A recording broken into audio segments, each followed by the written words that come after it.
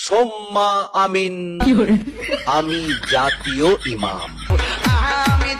Hello viewers, চলে এসেছি আপনাদের সুম্মা আমিন জাতীয় ইমামকে নিয়ে চলে আসছি। তাকে নিয়ে কিছু কথা বলার জন্য একটু শুনবেন। আমাদের ইমাম জাতীয় ইমাম জনাব তারেক রহমান।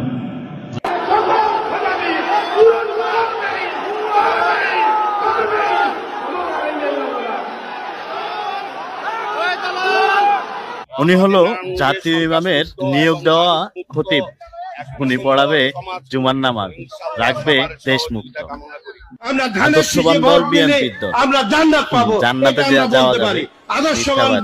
কিছুক্ষণ পরে জান্নাতের ড্যান্স দেখুন, সেই জান্নাতে হুরেরা সেই লেভেলের ড্যান্স দিতেছে, সেই অস্থির মামা অস্থির। এরা একজন জান্নাতি হুর ড্যান্স দেখে ভালো লাগলে জান্নাতে চলে যায়।